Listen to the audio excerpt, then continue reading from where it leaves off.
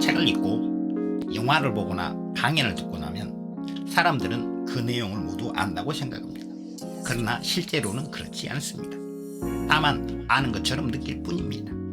만약 그 내용을 다른 사람에게 설명하려고 해보면 몇 마디 못하고 막 해버리고 맙니다. 하지만 사람들은 방금 전에 자기가 보고 듣고 시청한 것들을 다 안다고 생각하기 때문에 자기가 보다 유능한 사람이 되었다는 착각의 늪에 빠지고 맙니다. 이런 인간의 착각을 가장 잘 보여주는 예로 더닝크루거 효과라는 것이 있습니다. 커넬 대학교 사회심리학 교수 데이비드 커넬과 대학원생 저스틴 크루거가 커넬 대학교 학부생들을 대상으로 실험한 결과를 토대로 만든 인지평양에 관한 이론으로 능력이 부족한 사람이 자신의 능력을 과대평가하는 현상을 말합니다. UC 샌디에고 대학 바바라 어클레이 교수는 유능하게 된 것 같은 착각에 빠지는 다양한 현상을 다음 4가지로 나누어서 이야기합니다. 첫 번째, 책을 읽는 것과 같이 여러분 앞에 있는 정보를 보는 것만으로 그것을 안다고 착각하게 되는 것.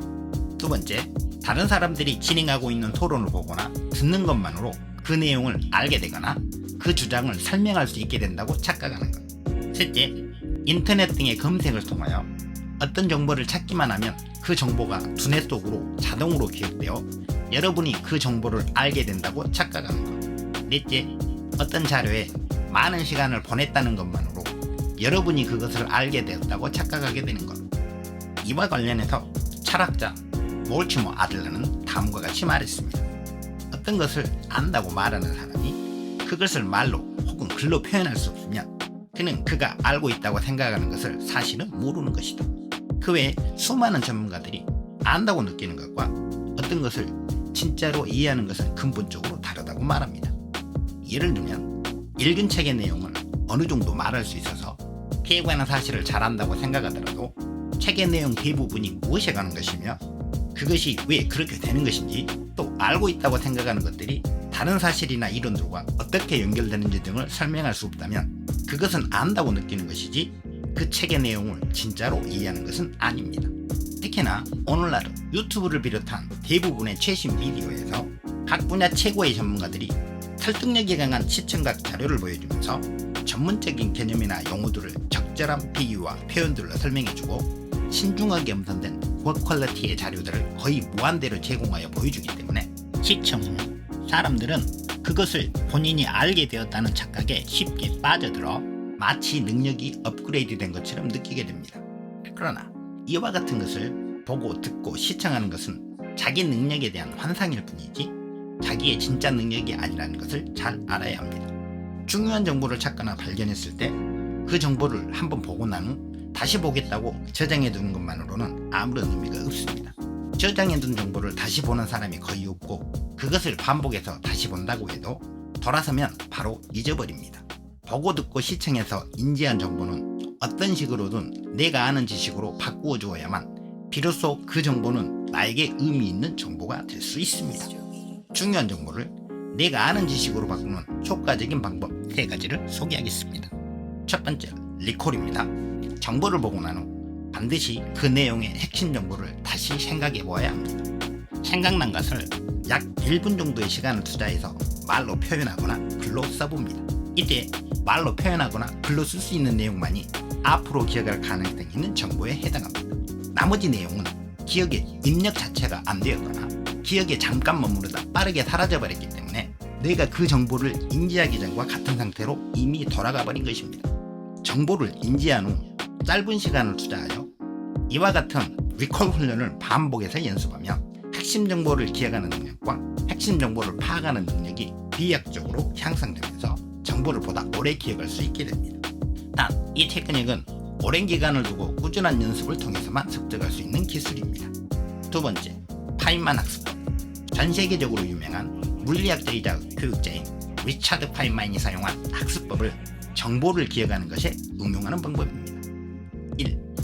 기억하고 싶은 정보를 선택합니다. 2. 그 정보를 모르는 사람에게 가르친다고 생각하면서 내용을 최대한 자세하게 써봅니다. 3. 내용을 쓰다 막힐 때마다 원래의 소스 정보로 돌아가서 그 정보를 다시 봅니다. 이 작업을 소스 정보를 보지 않고도 그 내용을 빠짐없이 쓸 수 있을 때까지 반복합니다. 내용을 다 쓸 수 있게 되면 마지막으로 내용을 단순하게 만듭니다. 기술적인 용어나 난해한 단어들을 어린아이가 들어도 당신이 하는 말을 쉽게 알아들을 수 있게 쉬운 말로 바꾸어 줍니다. 이상의 과정을 완벽하게 마무리할 수 있다면 당신이 기억하려 선택했던 정보는 당신의 완전한 지식으로 바뀔 수 있습니다. 세 번째, 일정 간격을 두고 알고 있는 지식 반복해서 기억하거나 사용해보기. 역사상 가장 위대한 아티스트인 비틀즈는 한때 고향인 영국의 리버풀을 떠나 독일의 함부르크 성인 클럽 인주라에서 일요일도 없이 매일 밤 4시간에서 6시간씩 쉬지 않고 수년 동안 연주를 했다고 합니다. 이렇게 수년 동안을 쉬는 날 없이 매일 반복했던 힘든 연주 경험이 비틀즈를 역사상 가장 위대한 아티스트로 만드는 토대가 되었습니다. 정보를 습득하는 과정도 이와 비슷합니다. 먼저 우리의 두뇌가 정보를 처리하는 방식에 대해 정확히 알아야만 합니다. 우리가 어떤 정보를 일단 기억했다고 하더라도 일정 기간 그 정보를 반복해서 사용하지 않으면 기억에서 그 정보는 곧 사라져버립니다. 우리가 죽지 않는 한 우리의 뇌는 새로운 정보를 계속해서 처리해야 하기 때문에 사용하지 않는 정보는 기억에서 지우고 새로 입력된 정보로 빠르게 대체해 나갑니다. 두뇌가 컴퓨터와 같은 원리로 작동한다고 생각하는 사람들이 많은데 정보의 입력과 처리 과정이 유사할 뿐 그 이후 과정은 전혀 다른 방식으로 작동합니다. 우리 두뇌는 신체 근육이 작동하는 방식과 정확히 같은 원리로 작동합니다. 정보를 한번 기억했다고 해도 컴퓨터처럼 그것을 영원히 저장해서 기억하는 것이 아니라 운동하지 않으면 약해지면서 없어지는 근육처럼 사용하지 않는 정보는 두뇌에서 희미해지면서 곧 사라져버립니다. 우리의 뇌가 기억하고 있는 기억 정보는 우리가 그 정보를 머릿속에서 자주 떠올리면 떠올릴수록 그리고 실제 상황에서 더 자주 사용하면 사용할수록 그 기억은 우리 두뇌에서 더욱 뚜렷해집니다. 이런 과정들을 지속적으로 반복하면 기억하고 있는 각 관련 정보들 간의 유기적인 상호 연결이 더욱 강화될 뿐만 아니라 그 정보 자체에 대한 이해력과 기억력도 계속적으로 더욱 향상됩니다.